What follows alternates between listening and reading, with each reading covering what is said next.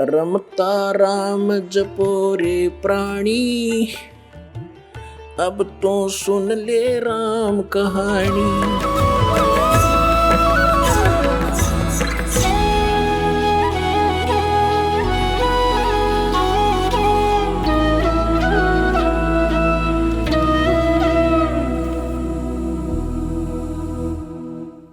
अब जो प्रसंग चल रहा है कि शास्त्र विधि को त्याग के जो मनमाना आचरण करते हैं उनको कोई लाभ नहीं होता। गीता जी अध्याय नंबर 16 के श्लोक नंबर 23 में और 24 में स्पष्ट कर दिया कि इससे तेरे लिए कर्तव्य और अकर्तव्य की व्यवस्था में सदग्रंथ ही प्रमाण है, किसी के लोक वेद पर विश्वास मत करना।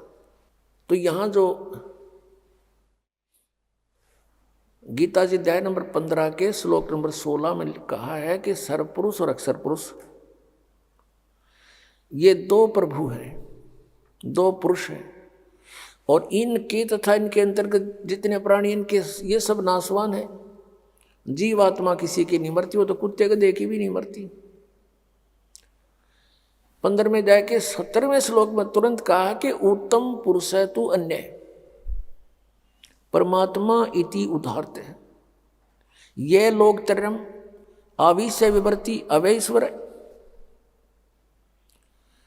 8वें अध्याय के प्रथम मंत्र का उत्तर जो तीसरे में दिया है 8वें अध्याय के में, वो परम अक्षर ब्रह्म है, वो गीता ज्ञानदाता से अन्य है और सुप्रीम पावर है। यहाँ गीता अध्याय नंबर 15 के श्लोक नंबर 17 में उसी की तरफ संकेत है कि उत्तम पुरुष है तू अन्य परमात्मा इति उदाहरते,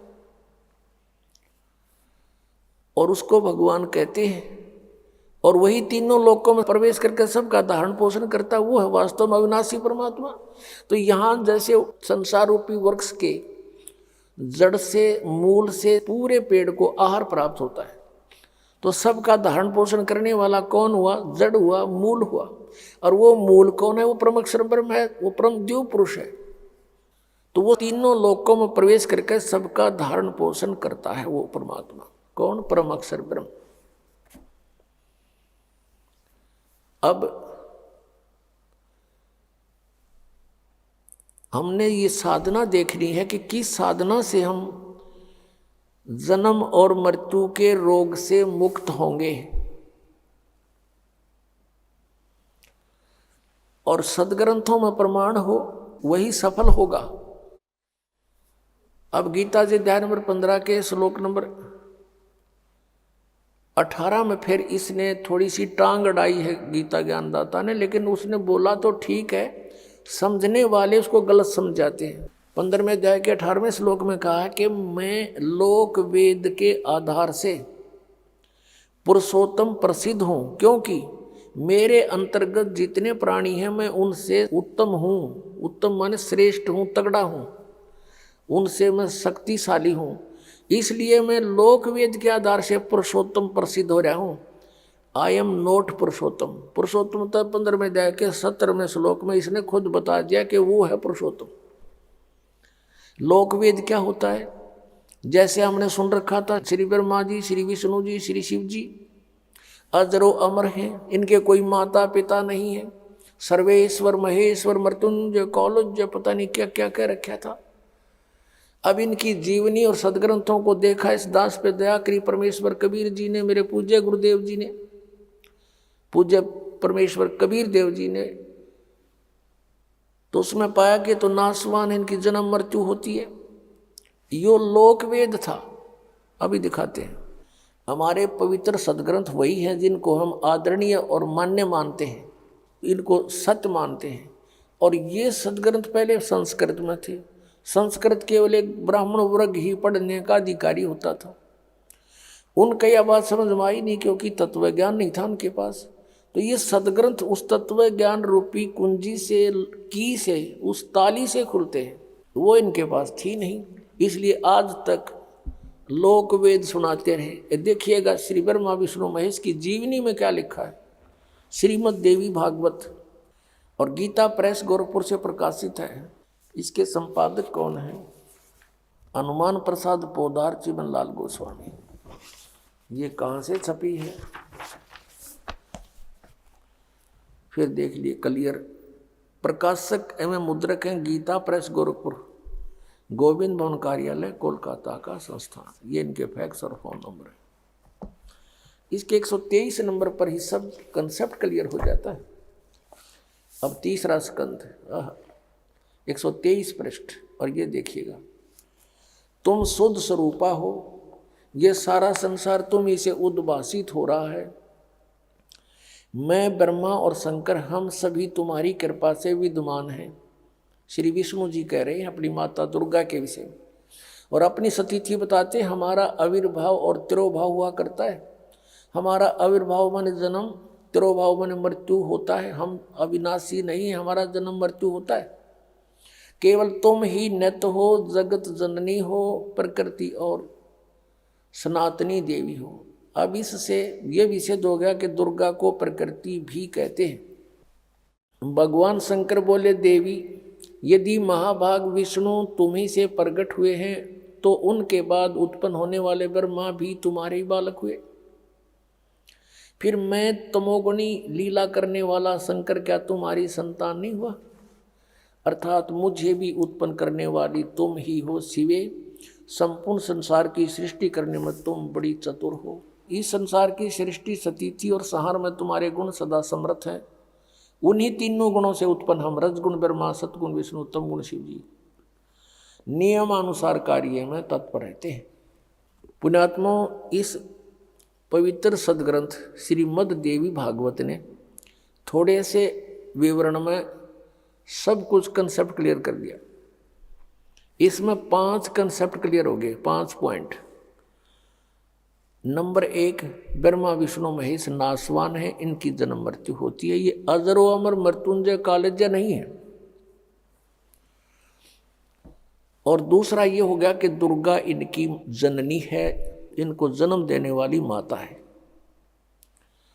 तीसरा ये हो गया कि रजगुण ब्रह्मा, सतगुण विष्णु, तमगुण शिव जी है।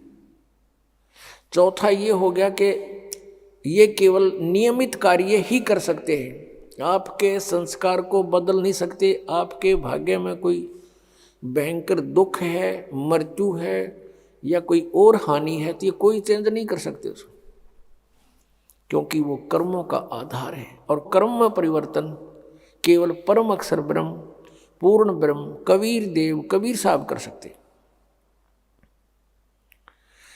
और 5वां ये हो गया कि दुर्गा प्रकृति है। दुर्गा को प्रकृति भी कहते हैं। गीता जी अध्याय नंबर 7 के श्लोक नंबर 1 से 4 में कहा कि अर्जुन, अब ये ऐसा ज्ञान बता दूंगा कि इसको जानने के बाद फिर कुछ भी जानना शेष नहीं रहेगा। मेरी 2 प्रकार की प्रकृति है। एक तो ये जैसे जल, पृथ्वी, आयु, वायु, इस तरह के ये 8 प्रकार के, और दूसरी चेतन प्रकृति दुर्गा है। तो यहाँ श्रीमद् देवी भागवत में भी इसको स्पष्ट कर दिया है कि दुर्गा को प्रकृति कहते हैं। अब प्रसंग जो चल रहा है वही आते हैं। श्रीमद् भगवत गीता अध्याय नंबर 15 के श्लोक 18 में जो कहा है उसने कि मैं लोक वेद के आधार से पुरुषोत्तम प्रसिद्ध हूँ, क्योंकि जितने मेरे अंतर्गत प्राणी आते हैं 21 ब्रह्मांड में, उनसे उत्तम हूँ, उनसे तगड़ा हूँ मैं। इसलिए मैं लोक वेद के आधार से पुरुषोत्तम प्रसिद्ध हो रहा हूँ। लेकिन पुरुषोत्तम तो 15वें अध्याय के 17वें श्लोक में इसने स्वयं बता दिया कि वो तो परम अक्षर ब्रह्म है। तो यहाँ परमात्मा कहते हैं, कबीर परमेश्वर जी अपना उदाहरण आप पे देते हैं। आप पे आरती, आप पे साजे, आप पे किंगर, आप पे बाजे, आप पे ताल झांझ जनकारा, आप नचे आप देखनारा। अपनी महिमा आप पे बतावे, अपने ऊपर ही सब उदाहरण पेश करके हमें समझाने की चेष्टा की है परमेश्वर ने। पीछे लाग गया जाऊं था मैं लोक वेद के साथ, रस्ते में सतगुरु मिले दीपक दे दिया हाथ। पहले हम लोक वेद के आधार से कभी किसी की पूजा, कभी कोई व्रत, कोई इष्ट धाम पर भटकते फिर रहे थे, कहीं तीर्थों में भटक रहे थे। कहते हैं परमात्मा के पीछे लग गया जाऊं था मैं लोक वेद के साथ, ब्रह्मा विष्णु महेश जी को सर्वेश्वर मानकर इनकी पूजा करते थे। ये लोक वेद था। और कहते हैं इस भक्ति मार्ग में, इस भक्ति के सफर में सतगुरु मिल गए। अब दीपक दे दिया हाथ, अब दीपक दे दिया हाथ, ये तत्व ज्ञान रूपी टॉर्च दे दी। अब इसकी रोशनी में हम भटकेंगे नहीं, गड्ढों में नहीं गिरेंगे, बिल्कुल रास्ते चलेंगे। अब जैसे हम पहले जो पूजाएं करते थे और हमारे संस्कारवश कोई पुण्य भी हो, कहीं लाभ भी हो जाता था, होता ही था, क्योंकि पिछले संस्कार तो देने ही हैं सबने। तो हम ये सोचा करते थे कि हम भगवान विष्णु की पूजा करते हैं और भगवान शंकर की पूजा करते हैं, बाबा श्याम जी की पूजा करते हैं, हनुमान जी की पूजा करते हैं, जिस कारण से हमें ये सुख हो रहे हैं। अब पता चला कि ये कुछ भी नहीं कर सकते। ये अपने भी प्रारब्ध को, अपने भी पाप कर्मों का नाश नहीं कर सके, वो भोगना ही पड़ा। जैसे भगवान श्री कृष्ण जी विष्णु जी के अवतार थे, भगवान श्री रामचंद्र जी विष्णु ही की आत्मा थी और श्री कृष्ण जी भी। नारद जी ने श्राप दे दिया था विष्णु जी को, क्योंकि वो विवाह कराना चाहा था और उसने भगवान विष्णु जी से हरि रूप मांगा था। विष्णु जी ने उसका बंदर का मुंह लगा दिया था, जिससे वो अक्षुब्ध हो गया और विष्णु जी को श्राप दे दिया था कि एक जीवन तू अपनी पत्नी के वियोग में बितावेगा। और ऐसा ही हुआ। श्री विष्णु जी श्री रामचंद्र रूप में राजा दशरथ के घर जन्म हुआ।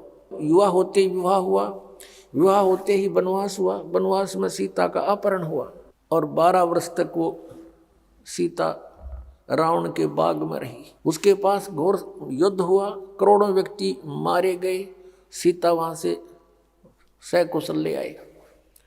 फिर कुछ ही दिनों, कुछ ही वर्षों के बाद किसी धोबी के व्यंग से, टोंट कसने से सीता जी को घर से निकाल दिया। आजीवन उनका मेल नहीं हुआ। नारद के श्राप थे और इस भगवान की बिरान बैठी। तो परमात्मा कहते हैं कबीर जी, तुम कौन राम का जपते जापम और तात कटे न ये तीनों तापम। और फिर श्री राम रूप में बाली मारा था सुग्रीव का भाई श्री रामचंद्र जी ने धोखा देकर, उसका भी प्रतिफल भोगना पड़ा श्री कृष्ण रूप में अवतरित होकर।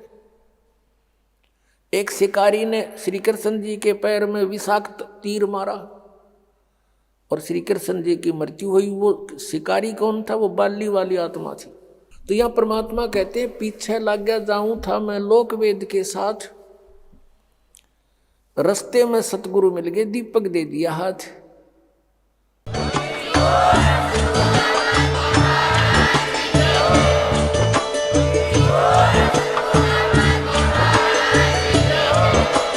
आप सुन रहे थे जगत गुरु तत्वदर्शी संत रामपाल जी महाराज जी के मंगल प्रवचन। अधिक जानकारी के लिए विजिट कीजिए हमारी वेबसाइट www.jagatgururampalji.org। संत रामपाल जी महाराज जी के शुभ आशीर्वाद से पूरे विश्व भर में 500 से भी ज्यादा नाम दीक्षा केंद्र हैं, जिन पर संत रामपाल जी महाराज जी द्वारा ऑनलाइन निशुल्क नाम दीक्षा दी जा रही है। अपने नजदीकी नाम दीक्षा केंद्र का पता करने के लिए संपर्क करें 8222880541।